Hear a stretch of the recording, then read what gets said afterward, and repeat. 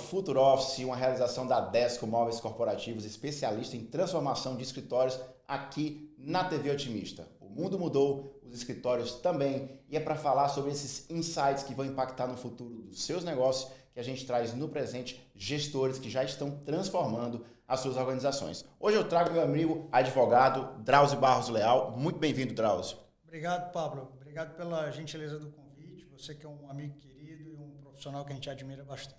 Muito bem. Bom, o Drauzio é bacharel em Direito pela Universidade de Fortaleza, especialista em Direito Empresarial pelo IBMEC no Rio de Janeiro e pela PUC em São Paulo. Tem MBA executivo pela COPEAD no Rio, mestre em Direito pela Unifor, sócio do escritório R. Amaral, advogado militante na área empresarial e também foi conselheiro estadual da OAB-CE.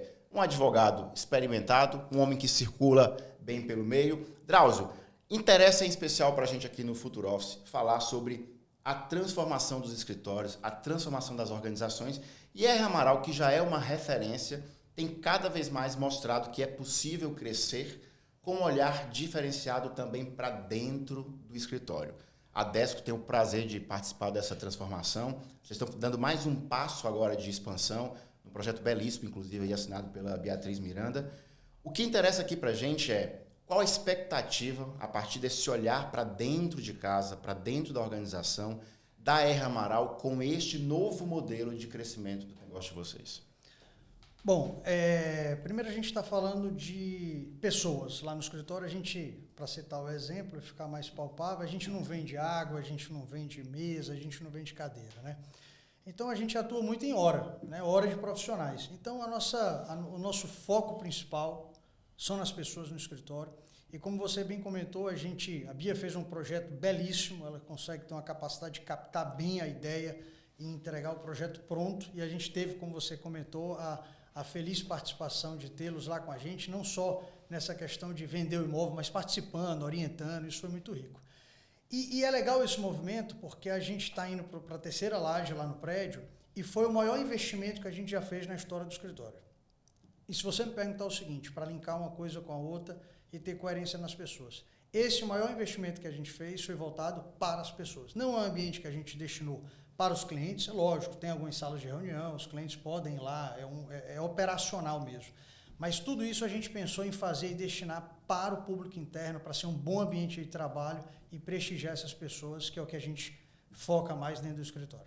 São quantos advogados trabalhando hoje? São quantos colaboradores no total, Drauzio? No total são 230 colaboradores aproximadamente, somos 108 advogados, 10 sócios, e temos advogados, estagiários, administrativos, e justamente pensando nessa interação das pessoas, tem vários outros profissionais que não do direito, né? Então a gente tem uma psicóloga, que a gente tem um RH com 4 pessoas, que é justamente focado nessas pessoas internas, em como atender, em como demandar as atividades que acontecem no dia a dia.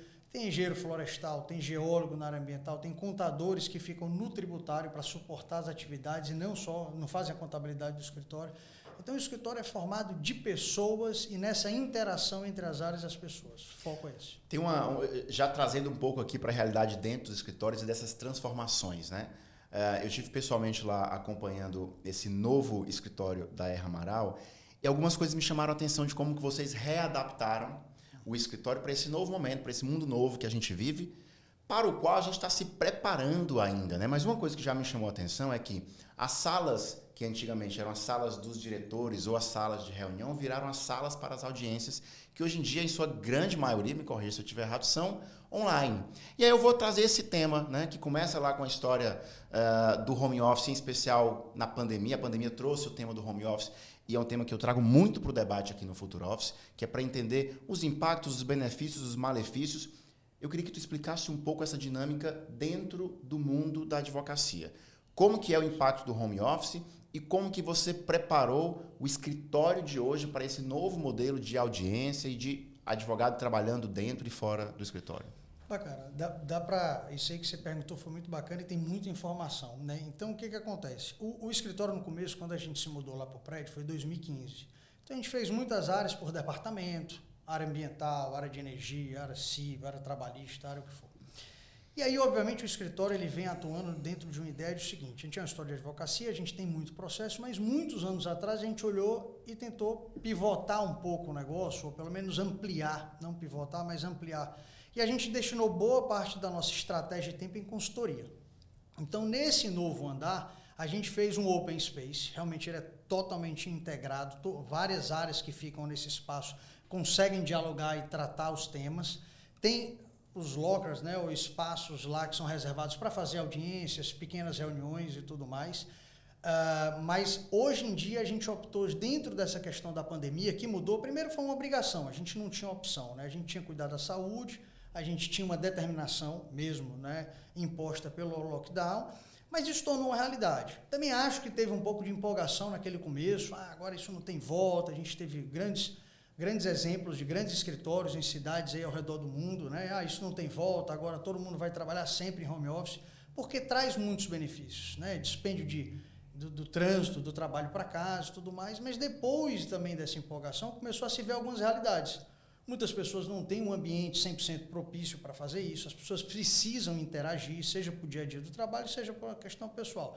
Então a gente tentou, dentro dessa ideia que a gente já tem de ficar atento, ou seja, os sócios lá no escritório, eles pensam muito no negócio, é impressionante. Cada um tem sua forma de pensar, mas todo mundo é focado em como melhorar o escritório assim, de uma maneira muito firme, né? Então, do mesmo jeito que a gente pensa em estratégias para o nosso negócio, essa área do novo espaço foi pensada nisso, na interação e criar um ambiente novo em que as pessoas pudessem, a gente aproveitar um pouco mais desse lockdown que existiu no sentido, né, das organizações, para poder fazer um ambiente que interaja e tenha um espaço para a pessoa se dedicar, mas ao mesmo tempo tenha uma convivência sadia e isso possa interagir e criar um bom ambiente de trabalho para todo mundo. Agora, Drauzio, você falou em pontos importantes aí dessa transformação dos escritórios.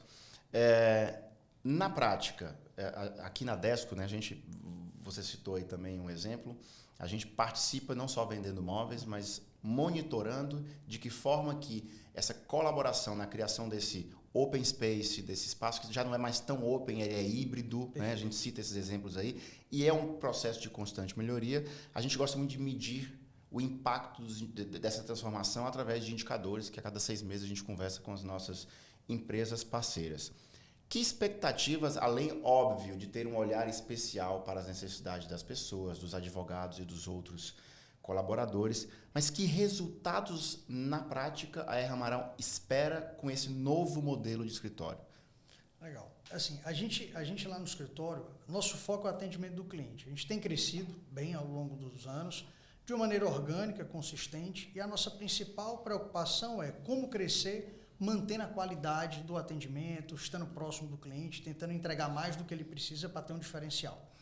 E dentro dessa perspectiva, a gente tem uma série de indicadores, porque da porta para dentro é empresa. A gente tem critérios quantitativos de medição de produção, a gente tem critérios qualitativos de produção. Então, a gente tem uma série de indicadores operacionais, financeiros e uma série de coisas.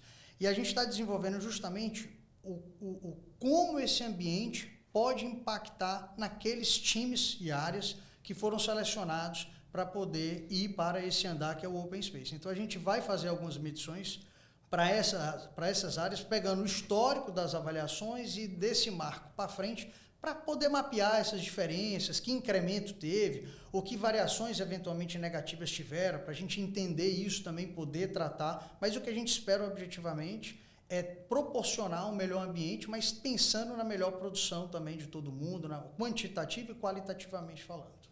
Alguns dos indicadores que são mais impactados, Drauzio, quando a gente conversa com as empresas que já atuam nesse modelo meio open space, mas eu digo hoje que ele é muito mais híbrido, né? E aí tem um ponto que eu sempre trago que é interessante, eu quero entender o quanto tu observa isso na R. Amaral, é que quando as organizações, isso já muito antes da pandemia, começaram a se apropriar desse modelo de open space, né? Derruba todas as paredes, vamos ficar todo mundo junto. Algumas das consequências disso foi que algumas pessoas que precisam de mais privacidade, e especialmente uma geração mais jovem, passou a usufruir dos fones de ouvido para se concentrar e aí passou a se comunicar muito menos do que antes. Isso gerou a necessidade de a gente ter espaços de concentração dentro dos escritórios. Então, tudo isso foi um aprendizado e que agora, nesse mundo pós-pandemia, a gente tem observado que precisa estar mais atento também. melhoria da produtividade, da imagem da empresa, da organização, são benfeitorias que esses modelos causam. Agora, índices que a gente tem ficado muito atento em observar, eu queria entender como que vocês têm o cuidado para isso, é na diminuição da rotatividade, em perpetuar essas boas pessoas nas organizações, como que eu retenho bons profissionais que hoje têm outras necessidades. Qual que é o olhar da R. Amaral para esses desejos do bom colaborador de hoje? Hoje em dia, o escritório ele tem 18 anos e a gente sempre foi muito focado em políticas pensando na retenção de talentos e ter essa busca dos talentos pelo escritório. Então, praticamente quando da fundação do escritório, logo depois a gente fez um plano de carreira do escritório que a gente tem há anos. Lógico que ele vem se modernizando com o tempo, vai ficando mais complexo diante das realidades. A gente também lá tem uma série de ferramentas que o advogado, por exemplo, que ele quiser subir na carreira, ele tem primeiro um plano de carreira. Segundo, a gente adotou uma postura no escritório, e aí conversando com alguns grandes escritórios que tem aqui no Brasil, nós temos alguns amigos, a gente visita esses escritórios para trocar algumas ideias, e o que a gente fez? É um escritório dos poucos cearenses que eu conheço, e não tem certo e errado, isso é cultura, isso é política, isso é prática, isso é intenção, né? Que o escritório ele é aberto. Antigamente nós éramos 5 sócios, hoje nós somos 10. Tem um dos sócios que ele era estagiário, é o Willo, que é responsável pelo French Desk e o societário, menino incrível, inteligentíssimo. Ele era estagiário, por competência advogado, se tornou gestor da área e graças a Deus se tornou sócio, porque realmente é um excelente advogado. Então assim, a gente tenta reter os talentos com uma série de políticas. Seja o plano de carreira da pessoa visualizar como é que ela pode crescer ao longo do tempo, distribuição de resultados, ou seja, todo mundo tem um sentimento de dono que está no escritório, advogado ou não. Por quê? Porque ele participa do resultado. Posso um exemplo simples, eu posso apagar a luz porque eu sei que não tem ninguém usando, eu vou desligar um ar-condicionado porque esse ambiente não tem ninguém, porque a gente tem um open space, mas os outros andares ainda são departamentalizados, né? Então, assim, a pessoa recebe distribuição de lucros, a gente não tem uma rigidez na questão do horário.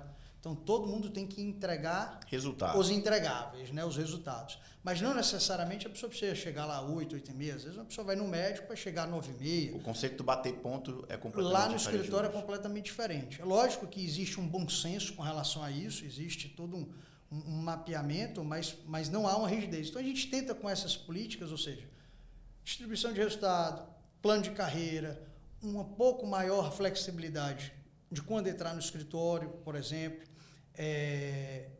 A gente é muito preocupado com sigilo e informação. Então, os advogados lá no escritório, o que acontece? Todos recebem um notebook de última linha, última geração, novo, com todas as licenças de Office, tudo direitinho. Então, o advogado ele não precisa ter um investimento disso. A gente acha que isso é importante, porque todas as informações ficam na nuvem. Então, assim, a gente tenta adotar uma série de políticas e a gente acha que está dando certo, né? Nós tivemos um incremento desses sócios fruto de pessoas todas internas. Não tem um caso assim recente de nenhum advogado de fora que se tornou sócio, né? Eu posso citar aqui os últimos 5, todos são pratas da casa, alguns com uns 10 anos de trabalho já no escritório. Existem essas políticas claras que fazem as pessoas crescerem e serem retidas na organização. Muito bem, eu estou aqui nesse primeiro bloco conversando com Drauzio Barros Leal, da R. Amaral, um dos maiores escritórios de advocacia do Ceará, falando sobre a transformação dentro das organizações do escritório de advocacia. A gente volta já.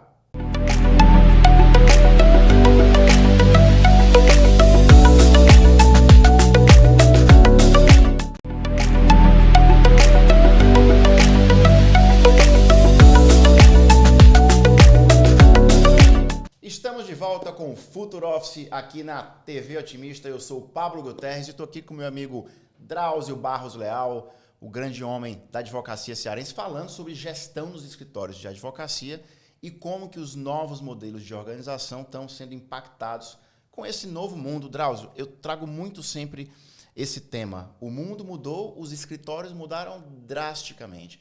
E aí eu trago sempre esse corte da pandemia para a gente olhar para os resultados das organizações, para os desafios, para as consequências e como que a gente pode ajudar o empreendedor e a empreendedora com insights para esse futuro do escritório, como está acontecendo hoje. Eu te pergunto, você vê uma diferença muito grande e que diferenças são essas entre o modelo de escritório de advocacia de 5 anos atrás e o de hoje? Que desafios vocês aprenderam que podem trazer para essa conversa com a gente? Daria um livro, né? Acho que os desafios são inúmeros. Claramente, a gente lá no escritório, todos os sócios, a gente percebe essa mudança significativa, o mundo antes e pós-pandemia. Isso do ponto de vista do exercício da profissão, do trabalho, eu acho que ficou um pouco mais soft. Eu acho que, principalmente na advocacia, existe aí um romantismo daquela coisa muito dentro do formalismo e tudo. E é assim que vem sendo feito há, sei lá, séculos, né? E daí, obviamente, tem essa modernidade, o pessoal mais novo, o pessoal mais desencanado. Então, eu acredito que já vinha nesse ciclo de flexibilidade de algumas coisas, mas, sem sombra de dúvidas, a gente foi surpreendido e obrigado a acelerar todo esse tempo, né? Então, essa questão de você trabalhar em home office, eu acho que é um grande case do negócio, né? Antigamente, algumas universidades, logo no começo, falavam que ninguém ia voltar, depois ia 4-1, ou seja, 4 de home office e 1 no escritório. Depois algumas universidades diziam que era 3-2, então não tem certo e errado e também era uma grande adivinhação, né? Mas o que uma futurologia, já deu digital. Muito bem. E daí o que aconteceu? Eu acho que foi uma mescla. Eu acho que todos esses pontos são a verdade, existem muitos benefícios, mas ao mesmo tempo, estar dentro do escritório é onde você prega a cultura. É onde a pessoa interage, é onde tem um calor da prestação no nosso Esse é um tema recorrente nessa mesa aqui, Drauzio. Cultura organizacional. Já é um desafio, imagina, com o home office. É isso aí. E a gente, na verdade, vai testando, né? Hoje mesmo, o comitê lá de sócios do escritório, a gente não tem definido isso, mas a gente está desenvolvendo uma política. Como é que vai acontecer? Ponto 1, vai ter ou não vai ter? É 4-1, é 3-2? Não. Vai limitar por pessoa, vão ter alguns requisitos que a pessoa vai ter que cumprir para, por exemplo, ter esse direito, porque tem gente que não quer home office. Perfeito. Tem gente que a gente fala o seguinte, olha, você não quer ficar um tempo? Não, eu gosto de vir para o escritório, muitas pessoas não têm estrutura para um home office, tem esse outro ponto também que a gente aprendeu, né? É importante, muita gente não tem estrutura, muita gente não gosta realmente de fazer home office, então, na verdade, você tem que se cercar de algumas políticas e que venham a agregar tudo isso, porque é muito difícil você tomar uma medida e que venha a agradar todo mundo, né? Então, a verdade é a gente ir testando e conhecendo. Hoje mesmo a gente está no desenvolvimento de uma política. Esse espaço que você ajudou lá a contribuir, o Open Space, ele é um ponto que vai ajudar nessa questão com a gente e a gente está nesse desenvolvimento. Então, acredito que vai ser uma política que deve ter alguma coisa de home office, mas talvez não aquela coisa muito engessada, sempre tem que ser um dia por semana, talvez não. Ser uma coisa um pouco mais flexível, mas obviamente como uma política para também ter uma regra e não acontecer a coisa de uma maneira completamente desorganizada. É um processo em constante construção, né? Eu sempre digo aqui que a gente está aprendendo ainda qual é esse equilíbrio pós-pandemia, com olhar para as pessoas, mas sem prejuízo ao resultado das organizações. Drauzio, tu trouxe um ponto muito interessante que eu quero trazer aqui à mesa sobre flexibilidade. Eu sou diretor da CDL de Fortaleza estou há quase 20 anos, com muito orgulho, mandando um abraço para o meu presidente Assis. Eu sempre provocava o Assis nessa evolução da flexibilidade das organizações, em especial em organizações que são mais tidas como sérias, sisudas. Acho que os escritórios de advocacia, as próprias entidades de classe têm esse olhar. Assis, bora começar a tirar a gravata desses eventos. Vamos deixar as pessoas irem com blazer, com a camiseta. É mais prático. Hoje em dia o mundo está muito corrido. Vou trazer isso para as organizações. Quando a gente fala em flexibilidade no escritório de advocacia, a gravata permanece. A gente vê muito meme aí de audiências curiosas, que agora é um aprendizado, as audiências estão online, e aí de vez em quando aparece alguém sem camisa, de sunga. Cara, o que é a vida real do mundo de hoje quando a gente fala de flexibilidade na prática dentro do escritório de advocacia? Legal. Bom, esse mundo pós-pandemia é um fator importante que a gente conversou agora há pouco. Esses jovens, né, que são muito rápidos, querem essa flexibilidade, demandam por isso. E a gente tem pelo menos eu entendo que no escritório tem uma certa sorte, porque o perfil dos sócios são um pouco mais tranquilos quanto a isso. Todos sérios e tudo, mas a gente tem uma política lá de casual day, né? Obviamente na sexta o pessoal pode ir de jeans. Lógico que tem lá um manual tem um critério, que a gente fez, porque tem que ter. Perfeito. Né? Lógico que tem que contar com o bom senso de todo mundo. Geralmente a gente não passa por nenhuma situação de dificuldade. Mas existe uma flexibilidade. Então, lá no escritório, a gente, antes da pandemia mesmo, a gente já usava menos a gravata. A gente usava mais blazer. Então, depois desse período, eu praticamente, para ser muito sincero para você, se eu não tiver nenhum evento específico, aí eu não estou falando de reunião com cliente, ou lá no escritório, ou às vezes na empresa, seja como for, eu não uso mais gravata. Eu passo semanas sem usar gravata. Você já está dando um exemplo aqui que para ser advogado não precisa necessariamente ter nem o blazer nem a gravata. Não que eles estejam proibidos, mas não é só sobre isso, né? Não é só sobre isso, até porque fica bonito muitas vezes, né? Fica elegante. Mas eu acho que a ideia é essa, a pessoa se sentir bem, né? Eu acho que essa flexibilidade, ela está muito voltada não só pelo fator de atenuar, mas pelo fator de ser flexível, dar opção. E aí tem gente que já é mais formal, gosta sempre de usar um paletó e um blazer, porque também o inverso não pode ser verdadeiro. A pessoa, aliás, o inverso não pode ser contrariado. Quem não quer usar gravata não usa, quem não quer usar um blazer, por exemplo, não usa, mas tem pessoas que gostam. E também a questão não pode ser invertida, porque quem vai usar vai dizer o seguinte, eu estou sendo o diferente aqui. Então acaba que, até pela quantidade de pessoas que tem no escritório, tem para todo tipo. Né? Tem gente que usa paletó, blazer, gravata, tem gente que prefere usar gravata quase que todo dia, né? Mas o que a gente realmente pede é demandas solenes ou audiência ou qualquer coisa, uma solenidade, qualquer coisa que exija um comportamento formal, isso tem que ser seguido à risca. Agora mesmo, por exemplo, está acontecendo a ABL, que é uma liga de escritórios de advocacia, voltado só para negócio. E de 6 meses acontece em algum lugar do mundo. Agora está acontecendo em Fortaleza, que é a primeira vez no Brasil. Primeiro semestre foi em Londres. Ano passado, se eu não me engano, foi em Chicago, no segundo semestre. E toda hora vai mudando. Esses eventos ocorrem de paletó e gravata.